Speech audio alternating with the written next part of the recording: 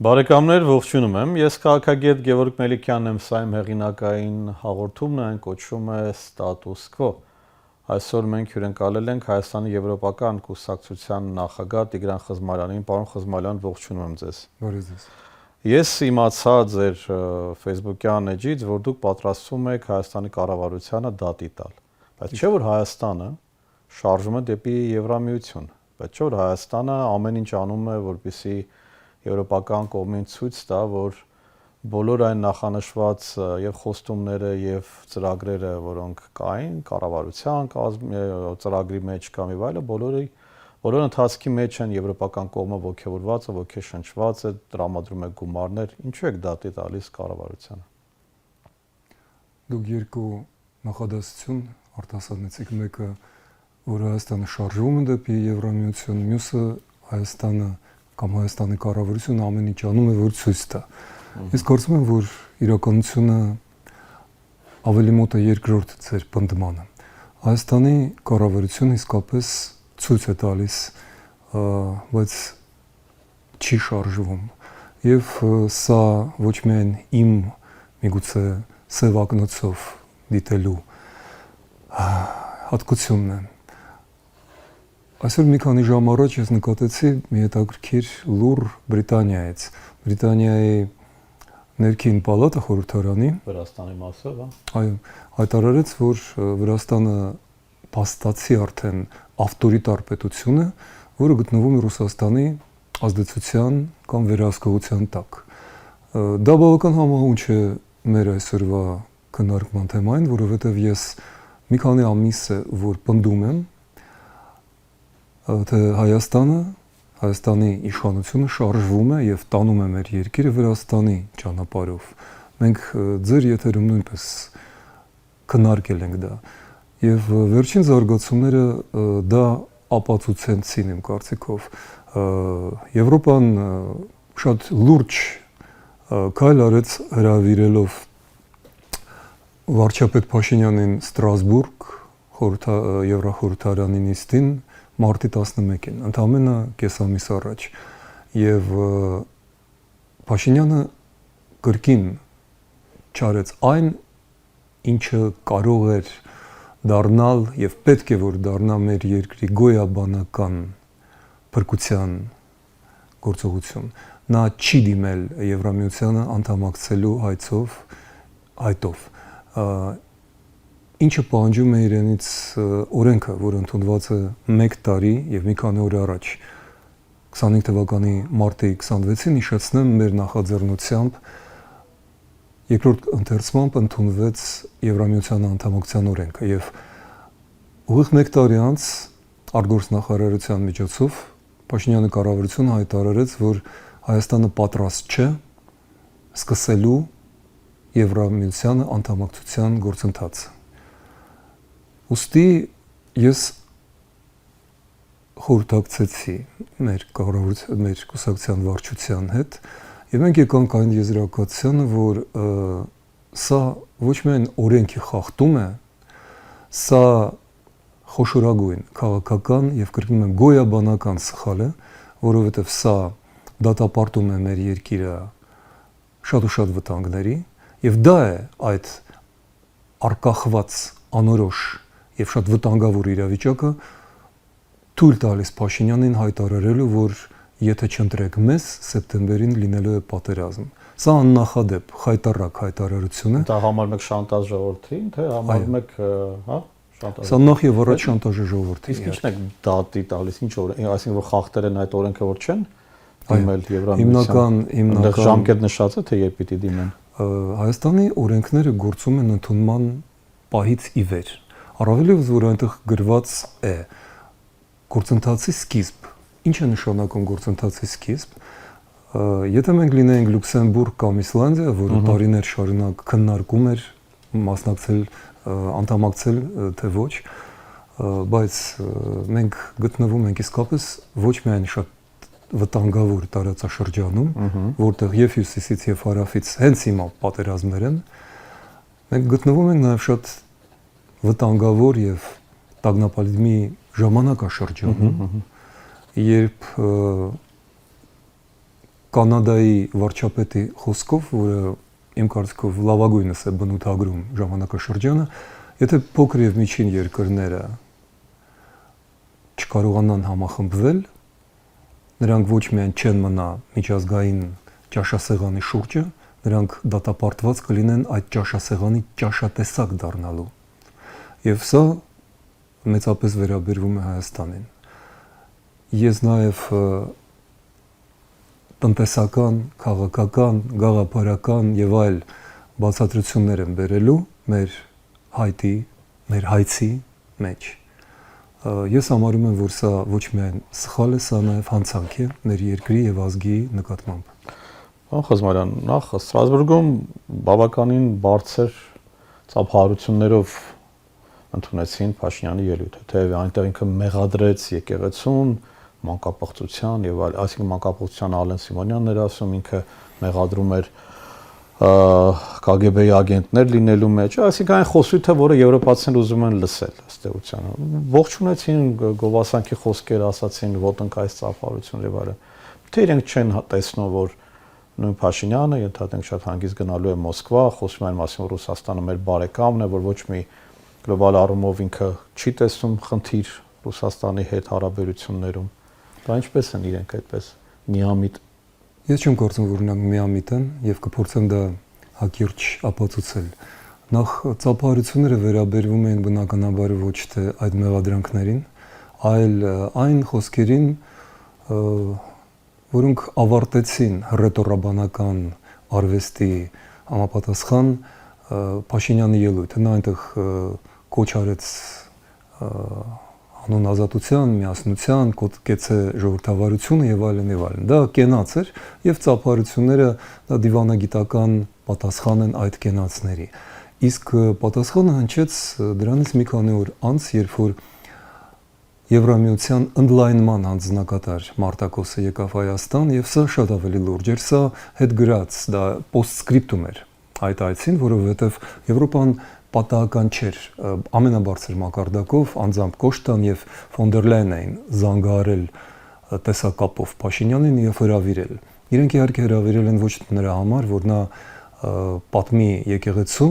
մանկապղծության մասին, որը ապացուցված չէ կամ կոչեր անի միավորվելու եւ ժողովրդավարություն գովելու։ Ոչ, իրենք ակնկալում էին շատ պարզ պատասխան, որտեղ է Հայաստանը, ում հետ է նա Հայաստանը եւ կարող է արդյոք Եվրոպան ապավինել Հայաստանի որպես դաշնակցի վրա։ Այդ պատասխանները հնչեցին եւ դրանք բացասական են։ Իսկ Մարտակոսը այստեղ ասած շատ կարեւոր մի բան, իմ կարծիքով այնտեղ կար մի կարևոր ժեստ եւ կարևոր խոսք, որի վրա ուշադրություն քիչ դարձրեցին։ Նա բառացիորեն ասաց հետեւյալը. մենք այստեղ ենք, որպեսզի աջակցենք հայ ժողովրդին ազատ եւ արդար ընտրություն կատարելու, որովհետեւ այդ վերաբերմունքը եւ 2024 թվականին 504 ձայնը Հայաստանի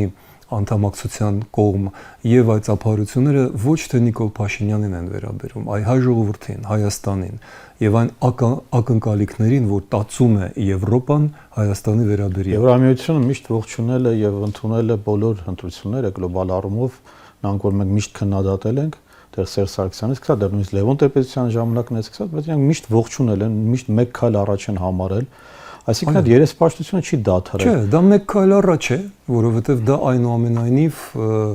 դեռևս բռնապետություն չէ, բայց այն որ իրենք սկսել են բաժանել հայ ժողովրդի եւ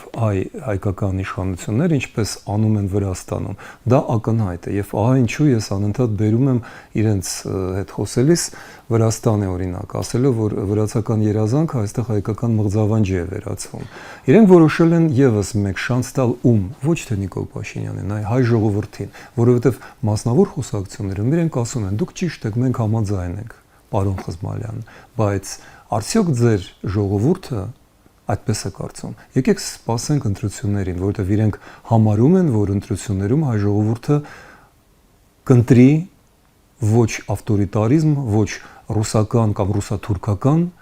դաշինքը, այլ Եվրամիությունը։ Կարող եմ ես արդյոք ապացուցել նրանց հակառակը, որ հայ ժողովրդին թույլ չեն տալիս դա ընտրելու։ Դա դժվար է բացատրել։ Մասնակցելու եք, պարոն Խզմալյան։ մենք պարտավոր ենք մասնակցել, մենք պետք է գտնենք հնարավորությունները դա նախ եւ առաջ ծանրագույն ֆինանսական պարտավորություններն են, որ դրվում են կուսակցությունների վրա, թե որտեղից պետք է հասարակական կազմակերպություն հանդիսացող քաղաքական կուսակցությունը, որը ոչ օլիգարխների, ոչ հատուկ ծառայությունների սպասավորն է կամ հաճախորդը, որտեղից մենք պետք է գտնենք 7.5 միլիոն դրամ, դա այլ հարց է։ Օրինակ Վրաստանում ընդամենը 1000 ձայն հավաքած կուսակցությունները արդեն խորհրդարան են։ Վրաստանում ավտորիտարիզմ է։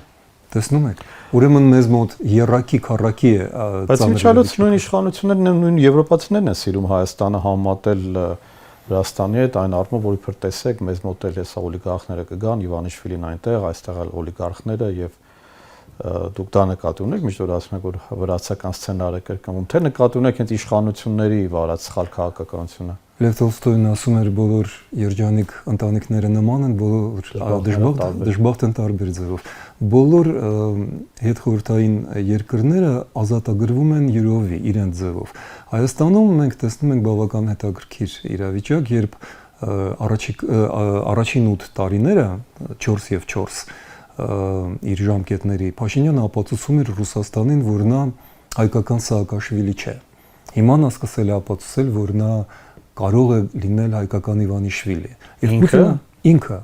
թե Սամվել Կարապետյանը կամ Ռոբերտ Քոչյանը կամ Ռուբեն Վարդանյանը կամ ինչ-որ այս այն ամենատարածված սխալը, որ անում է եւ մեր ժողովուրդը եւ ինչու ենք մենք այդ դեպքում մեղադրում եվրոպացիներին, որոնք նույն սխալն են կատարում։ Իրենք կարծում են, որ Իվանիշվիլիները անպայման պետք է գան դրսից։ Փաշինյանը դա շատ լավ հասկացավ եւ նա երկար տարիներ 2-3 տարի շարունակ ապացուցում էր եւ ապացուցեց 23-24 թվականին Պուտինին, որ պետք չէ ուղարկել Ռուբեն Վարդանյանին, պետք չէ ուղարկել Արա Աբրահամյանին, Սամվել Կարապետյանին, դուք ավելացրեք, այդ շարքը շատ երկար է, չէ՞։ Ես կանեմ այն ամեն ինչը, ինչ դուք ինձնից ակնկալում եք։ Իսկ 23-24 թվականին այդ պարտատուին ավելացավ եւս մեկը։ Հիմա Նիկոլ Փաշինյանը հաշվետու է ոչ միայն Մոսկվային, ինչպես Լևոն Տեր-Պետրոսյանը, ինչպես Սերժ Սարգսյանը, ինչպես Ռոբերտ Քոչարյանը, նա ավելացրեց իր բալանսը դրանում է կայանում, որ նա ավելացրեց դրան Բաքուն, ու մասամբ նաև Անկարան։ Հիմա նա որոշել է, որ հաշվետվությունը 3-ին դա ավելի լավ է, քան հաշվետվությունը միայն Մոսկվային։ Դիվերսիֆիկացիա։ Պարոն Խզմարյան, դուք ձեր կարծեմ մի քանի ժամ առաջ ձեր Facebook-յան էջում արել եք հետևյալ գրառումը։ Ես ուզում եմ վերադառնալ մի փոքր մեր ցավերին։ Դուք Քրիստոսի սիրո ուսմունքն առաջին քրիստոնյա ազգի մեջ դարձրիք ատելության աղանդ։ Ձայն բազմած Տեր Աստծո ձայն է, իսկ Տերը սեր է։ Այսինքն իհարկե պարզ է գրված, բայց դուք համարում եք, որ իրենք շարունակում են եկեղեցու դեմ պայքարել եւ աղանդի նման։ Ոչ, դա պայքար չէ միայն եկեղեցու դեմ։ Եվ իրենք էլ դա չեն ընդունում։ Իրենք այդ առումով ճիշտ են։ Դա պայքար է հայ ժողովրդի մեր ինքնության, մեր պետականության դեմ։ Իրենք սեփական, քպայական պատկերացումներն ունեն, ինչպիսին պետք է լինի Հայաստանը։ Ես անձամբ նման Հայաստանում չեմ կարողանա ապրել։ Երկիրը առանց ինքնության, առանց արժանապատվության, առանց պատմության, առանց եկեղեցու, առանց մեր հերոսների, մեր այն ամենի, մեր մշակույթի այն ամենի, ինչը ինձ համար Հայաստանը դարձնում է Հայաստան։ Եվ բոլոր օրինական միջոցներով ես պարտավոր եմ պայքարել։ Իսկ ինչ վերաբերում է գրառմանը, որը ես շատ խառը զգացմունքներով եմ գրել, դա արդյունք է երեկվա ծաղկազարդի տոնի ընթացքում խայտառակ դա ինչ-որ աստվածաշնչային մի խայտառակություն պատկեր էր ու լրագրողներից ինչ-որ մեկը վերևից էր նկարել եւ սա կարծես թե Աստծո աչքով էր դիտված միտեղ որտեղ մարդիկ եկեղեցանում են ժողովում են պետք է միավորվեն սիրո ուսմունքի շուրջը տիրում էր ատելություն ու մարդիկ արդեն ասում են դա մի մոտեցեք մի պղծեք մի կպեք մեզ սա ծանրագույն արդյունք է նրա ինչ արել էր ԿՊ-ն եւ Փաշինյանը 8 տարի շարունակ փոխանակ միավորվի ժողովուրդը փոխանակ մենք կարողանանք համերաշխություն գտնել եւ համերաշխության մեջ գտնել մեր վերքերի բալասանը Փաշինյանի փաստորեն միջոցը իշխանությունը պահելու դա ատելությունն է, ատելության խոսքը, պարակտումը, տրոհումը, բաժանումը եւ ու էլի ատելություն մի բավական է նայել անգամ չլսելով այն բանի, որ կոչվում է քաղաքագիտության մեջ մարմնի լեզու, ինչպես է նա խոսում հակառակորդների հետ, ինչպես է նա խոսում քաղաքացիների հետ, սեփական կուսակիցների հետ, ինչպես է նա խոսում կնոջ հետ, որի կողքին երեխա, ինչպես է նա խոսում եւ ինչպես է նա խոսում Ալիևի ու Պուտինի հետ։ Սա սարսափելի է։ Սա սարսափելի է։ Սա պատիժ է մեր երկրի եւ ազգի։ Ես իհարկե ժպտում եմ միայն մի բանի համար, որ մի կողմ թողնենք Փաշինյանին, հարյուրավոր, հազարավոր մարդիկ աջակցում են այդ գործընթացին, խրախուսում են, նույնիսկ ասում են քիչ են արել, որ բռնել են, դրանց տեղն է, լրագրողները լրագրող չեն, որ նկարում են կամ հարցեր են տալիս։ Ես սա եմ ուզում հասկանալ, դեգրադացիան, ինչ այդ մեր մեջ թաքնված էր դա, մեզ սարքեցին այդպիսին, ինչ կատարվեց այս քրիստոնյա, այս արժեքներով ապրող, այս կոչվում է այլասերում։ Եվ ճիշտ այնպես ինչպես երեխաները չեն լսում ինչ են իրեն քարոզում, իրենք անում են այն ինչ տեսնում են։ Ժողովրդի զգալի մասը կրկնօրինակում է այն ինչ սփռվում է վերևից։ Հերմես Տրիսմեգիստը հազարամյակներ առաջ ասել էր, ինչ վերևում, այնտեղ էլ այնն էլ ներքևում է, բայց նա նկատի ուներ աստղերը, աստվածային վերևը։ Մեր ժողովուրդը մտնում է եկեղեցի եւ չի տեսնում երկինքը, նա տեսնում է առաստաղը եւ այնտեղից նայող ոստիկաններին։ Եվ սա շատ վտանգավոր վիճակ է։ Սա այլասերում է ժողովրդին, սա այլասերում է երեխաներին, սա այլասերում է պետականությունը, որովհետեւ իրենք փորձում են ապացուցել, որ եթե դուք չլինեք մերպես, եթե դուք չընդունեք այդ ստորացումը, եթե դուք ստոր ստրկամիտ չլինեք, մենք կկորցնենք, իրենք կկորցնեն։ Պարտության աղանդն է սա, դա համար կուզեմ մի քանի բառել ձեզ հետ փոխանակել այսպես կոչված խաղաղության գործընթացի հետ կապված։ Քանի որ նախ արդեն դարել է զավեշտալի, որ այս մարդիկ փորձում են վաճառել այդ գաղափարը անդադար ու անդադար այդ PR-ով, մարքեթինգային վաճառել, որ գիտեք, խելոք մնացեք, մենք ձեզ խաղաղություն ենք բերել, եթե չլինի, մեզ չընտրեք, դուք խաղաղություն չեք ունենա, պատերազմ կլինի, այնպես որ ընդ որում դուք եք մեղավոր լինելու, եթե հանկարծ ինչ-որ բան եղավ, մեզանից ոչ մի բան, մենք ձեզ ասել ենք։ Կընտրեք մեզ, ամեն ինչ նորմալ կլինի։ Չեք ընտրի։ Ես կուզեմ երկու օրինակով ցույց տալ ինչպես է ստեղծում այս կեղծիքը։ Առաջինը խաղաղության մասին կեղծիքը, երկրորդը այդ այլընտրանքի բացակայության մասին կեղծիքը։ Առաջինը, եկեք ինքներս մեզ հարց տանք, երբ վանից էր ընդհատվել ռազմական գործողությունը, այդ գործընթացը, երբ այլևս չեն սպանվում հայ զինվորները, որ պահից, որ թվականից, կհիշեք դուք լրագրող եք փորձառու։ Ես լրագրող չեմ, դուք լրագրող չեք, դուք քաղաքագետ եք, դուք այնուամենայնիվ լուր եք տարածում, դուք հիշում եք, դուք հիշողություն ունեք։ Դա 2022 թվականի Նկատի ունեք, այսինքն երբ որ ամբողջովին դատարկեցին Արցախը։ Ոչ։ Ես նկատի ունեմ, երբ որ հարձակվեցին։ Խոսքը գոնը Հայաստանի մասին է։ 23 թվականի ողբերգությունը առանձին մի։ Դուք նկատում եք 22-23, այո, սա նա չի խոսում Արցախի մասին, տեսեք, խաղաղությունը 21 թվականից, ոչ, խաղաղությունը 22 թվականից նոյեմբերից է, երբ որ այստեղ մտան եվրադիտորդները։ Ուշադրություն դարձրեք, Ռուսաստանի խաղաղապահ դիտորդները Արցախում են, եւ մենք կորցրեցինք Արցախը։ Եվրամիության ուղարկված խաղաղապահ դիտորդները Սյունիքում են, Հայաստանում, թեև Փաշինյան արդեն ակնարկում էր անցյալ տարի, որ իրենք այլևս պետք չեն, որովհետև դա Պուտինի եւ Ալիևի պահանջն էր հայրացնել, բայց խաղաղությունը Հայաստանի համար եւ հայ զինվորների սպանությունը, սպանդը ավարտվեց ոչ թե 25 թվականի օգոստոսի 8-ից,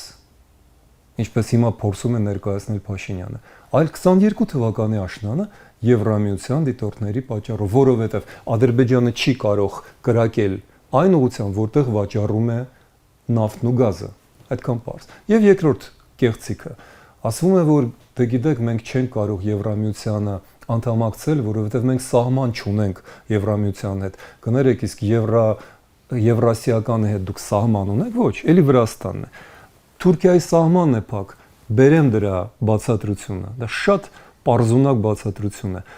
Թուրքիան տասնամյակներ առաջ դիմել էր Եվրամիության անդամակցության եւ մերժում է ստացել, բայց փոխարենը ստացել է մի փոքրիկ փոխհատուցում, FTA կոչվող Free Trade Area կամ Agreement, ազատ տնտեսական արտոնությունների մի համակարգ եւ նույն կարգավիճակը ստացել են եւ Մոլդովան եւ Ուկրաինան եւ Վրաստանը։ Ուստի այն պահից, երբ Հայաստանը հայտը գոնը ներկայացնի անդամակցության խնդրանքը, դիմումը, Հայաստանի համար բացվելու է FTA կոչված Free Trade Agreement area բան, այսինքն ազատ տնտեսական սեպան չի օգտագործում։ Դրանից առաջ ինչպես է CPS+, հա, այդպես էր կարծեմ կոչվում, մենք էլի 500 թե քանի անուն Եվրամիության հետ ունենք հնարավորություն, բայց ես անգամ սեպան չեմ ասում։ Ես ասում եմ, որ այն պահից, երբ որ Հայաստանը ստանա այդ արտոնությունը, Թուրքիայի սահմանը բացվելու է ավտոմատիկ, որովհետև Թուրքիան իրավունք չի ունենա փակ պայել սահմանը։ Իրավունք դա ինչ է։ Իրավունք դա նշանակում է, որ եթե նա որ իրավունքի հիման վրա են անում, ոչ մի, բայց քաղաքականություն իրավունքի հետ այդքան միշտ չէ որ առնչվում։ Տեսեք, բայց քաղաքականությունը կախված է տնտեսությունից, եւ եթե Թուրքիան խախտում է այդ տնտեսական պահանջը բաց պահել մյուս անդամի, այսինքն Հայաստանի սահմանը, նա կորցնելու է Եվրամիության հետ իր արտոնությունները, որը նա չի կարող իրեն թույլ տա։ Ահա ինչու ես ապացուցում եմ, որ կորցնի։ Լավ, մի խոսքով, իհարկե ես հասկանում ձեր միտքը։ Ես պնդում եմ, որ սա էլ է կեղծիք, որովհետև իրենք դա էլ են ուզում ծախել ժողովրդի վրա։ Տեսեք, մենք բացել ենք իրենք ավանացան, մենք ենք թույլ տվել, որ Եվրամիության դիտորդները լինեն, այնպես չէ որ իրենք չեն թույլ տվել։ Շնորհակալություն, դրա մասին էլի կասեն, մենք ենք բերել, թե անգամ ձեր տրամաբանությունը շարունակենք, ստացվի որ եթե իհարկե ես մի փոքր վերապահումներ ունեմ, որ եվրոպացիների շնորհիվ որ մենք չունենք այն ինչ որ ունենք այս պահին, բայց մի անգամ եթե այդպես է նայենք, ինքը կասի շատ լավ, մենք ենք բերել, մենք էլ խոսում ենք խաղաղության մասին, ինչ է խնդիրը։ Ասի ինչ ուզում է։ Կարևորը որ հայ զինվորները չզոհվեն, կարևորը որ սահմանը բացվի, կարևորը որ Հայաստանը իսկապես շարժվի դեպի Եվրամիություն։ Իսկ հիմա մենք լսել ենք 1 օր առաջ ընդամենը, չէ տատիկ ջան, կամ մայրիկ ջան, կամ քույրիկ ջան, ինչ թշնամանք Ռուսաստանի հետ։ Չէ մենք բարեկամներ ենք, ես շուտով գնում եմ Ռուսաստան։ Դա բառացիորեն ասել է Նիկոլ Փաշինյանը։ Ում է նա փոխանցում երկաթուղին։ Ֆրանսիային, Շվեյցարիային, Գերմանիային, Շվեդիային, ոչ, Ղազախստանին, այսինքն Ռուսաստանի մեկ այլ գործընկեր բռնապետ Տոկաևին։ Ես չգիտեմ, որ իրանք դեռ նման որոշում կասեն, չմոռանանք, որ ադրբեջանական կողմը ինքը պնդում է, որ օրինակ նույն այս Մեղրի հատվածի երկաթգծի ամբողջ կոնցեսիան պատկանել է ժամանակին Ադրբեջանին, հիմա իրենք լիարժեք ձեր ասած իրավունք ունեն դա հետ վերցնելու։ Եթե երկաթուղին ինչպես Փաշինյանը առաջարկում է փոխանցվի Ղազախստանին, ուրեմն Ադրբեջանը Ղազախստանի միջոցով բոլոր արտոնությունները եւ հնարավորությունները կունենա, որովհետեւ Ղազախստանը մշտապես եղել եւ մնալու է Ադրբեջանի կողմ։ Մենք չենք հասնում ամենակարևորը խոսել ձեզ հետ։ Պարոն Մելիքյան, բանն այն է, որ աշխարհը շատ տարակ բևեռացվում է եւ ես կարծում եմ, որ այդ բևեռացումը լինելու է այնպիսին, ինչպիսին եղել է կես հազար տարի առաջ խաչակրաց արշավների ժամանակ։ Դա լինելու է քրիստոնեության եւ իսլամի ճիշտ է շատ պայմանական, բայց նաեւ շատ հստակ։ Նաեւ քրիստոնյաները եւ իսլամ դավանողները հավասարապես տուժում են բոլոր քաղաքական ես չեմ ուզում վատ բառեր օգտագործել եթերում, բայց մեղմ ասած ոչ մեղսունակ կամ անմեղսունակ մարդկանց որոշումներից։ Դուք ճիշտ եք, բայց լուծումը պետք է լինի շատ պարզ եւ այն կլինի հենց այդպեսին։ Եվ Հայաստանը այստեղ է, որ ունի հնարավորություն մնալ որպես պետություն միմիայն քրիստոնեական այդ դաշինքի մեջ, այլ ոչ թե ռուս-թուրք-ադրբեջանական դաշինքում, որտեղ մեզ փորձում է պահել Նիկոլ Փաշինյանը եւ ԿՊ-ն։ Իհարկե ժամանակը սպառվում է, ամբողջ ուղղակի որպես ամփոփում կարող եք արձագանքել երկու բառով։ Ինքը իրեն համարվում է պարտված կողմ, թեև ինքը հայտարարում էր, որ ինչ է լինի, մենք մեզ պարտված չենք համարի։ Իրենց տրամաբանությունը դա է, որ մենք պարտված ենք, հետեւաբար մենք այլ տարբերակ չունենք, քան անելու այն, ինչ որ մենք անում ենք։ Սա լավագույնն է, որ մենք, այսինքն իրենք կարող են անել։ Հետեւաբար դուք պետք է շնորհակալ լինեք